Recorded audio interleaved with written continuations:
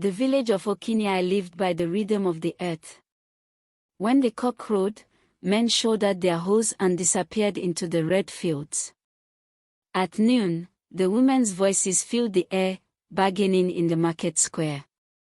At dusk, children's laughter echoed along the banks of the river Uloma, their small feet chasing one another in the sand. To outsiders, Okinia was a place of plenty. The river gave fish, the soil grew yam, and the palm trees bent low with fruit. Yet within the village, wealth sat unevenly. The barns of Chief Obioha towered like fortresses, packed with yam stacked as high as a man's chest. His wives wore coral beads around their necks, their wrappers embroidered with shining thread. When Obioha's drummers played at night, even the moon seemed to listen. But in the smaller compound of Okoro, life was different. Okoro was a quiet man with one small piece of farmland. His back was bent from years of toil, yet each harvest barely filled his family's calabashes. His wife sold firewood in the market to make ends meet, and their children knew what it meant to go to bed with half-filled stomachs. Among these children was Ikena, their eldest son. He was lean, quick-eyed, and always full of questions. As he grew, he noticed the difference between their compound and that of Chief Obioha. Where Obioha's compound rang with the sound of music, theirs carried only the crackle of the fire. Where Obioha's children played with carved wooden toys, Ikena and his siblings made games out of stones. One evening, unable to hide his thoughts, Ikena asked his grandmother, Momanena, "Why does prosperity choose some families and not others? Did the gods bless Chief Obioha more than they blessed us?" The old woman chuckled, her eyes glowing in the firelight. "Oh, my son," she said, "prosperity is not a goat tied only in one man's backyard. It is a bird that flies where it is fed. The gods give equally, but men must know how to receive."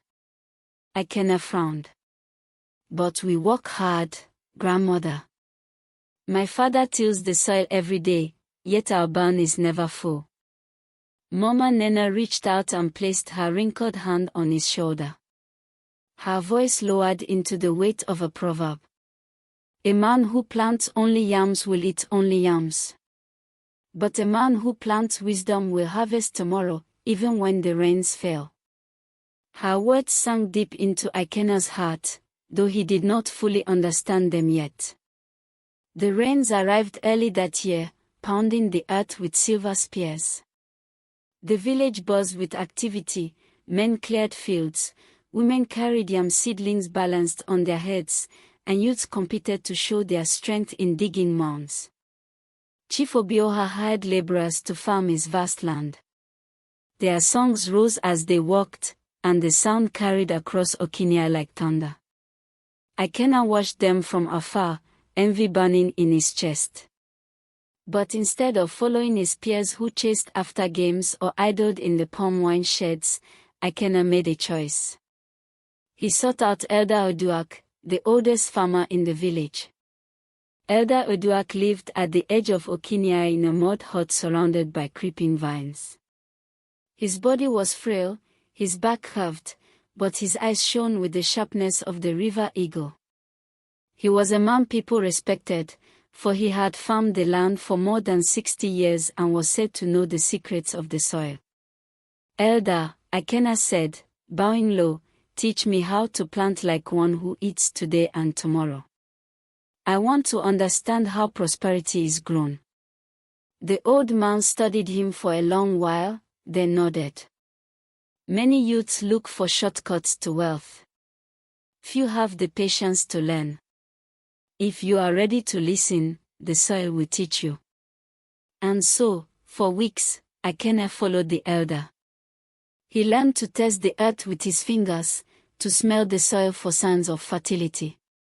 He learned that yam alone was not enough, that cassava, beans, and vegetables must be planted to strengthen the land and feed the family in all seasons.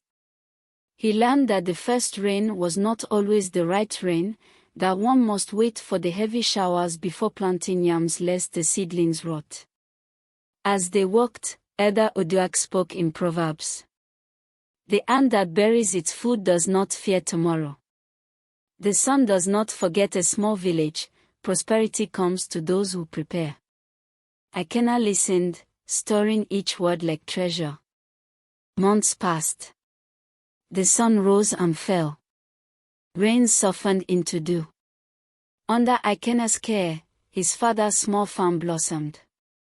Yam mounds rose steady, beans wrapped their green fingers around sticks, and cassava leaves spread wide like umbrellas. When harvest came, the family's compound overflowed with baskets of food. Okoro stood in awe, shaking his head. "I have farmed this land for years," he muttered, "yet I have never seen it yield like this." Ikenna smiled but remembered his grandmother's words. Prosperity was not only in the food that filled their stomachs. It was in the wisdom that made the land give, and in the choice of what to do with the abundance. The next year, the skies turned heavy. Rain fell without mercy, drumming on rooftops, flooding the lowlands, and turning pathways into rivers of mud. The mighty Iloma River, usually calm and gentle, roared like an angry beast. It spilled over its banks, sweeping away fishing nets, drowning goats, and swallowing fields whole. Even Chief Obioha's vast yam fields could not escape. The water soaked deep into the earth, and the yams he had stored in his barns began to rot. The smell of decay spread through the compound, and flies buzzed over what had once been a symbol of pride. For the first time, hunger walked boldly through the gates of the wealthiest man in Okinai. The market square grew silent. Traders no longer called out their wares with cheerful voices, their tables stood half empty. Families whispered in fear as they counted the days their small food stores could last. Mothers tied empty pots with cloth, hiding them from hungry children. The village was learning a painful truth: riches stored without wisdom are like water poured into a basket. But in the small compound of Okoro, the story was different. Before the floods, Ikenna had listened carefully to Elder Oduak's advice. He had dried vegetables under the sun, pounded cassava into flour, and stored beans in clay pots sealed with palm oil. What others saw as small, he treated as treasure. When the floods destroyed farmlands, his family did not starve. They had food. And when hungry neighbors came knocking, Mama Nena's voice guided them. "Do not close your fist, my children. A river that hoards its waters becomes a swamp that breeds death. Prosperity is not meant to be locked away, it must flow." So they opened their store. Widow Amoka received cassava flour.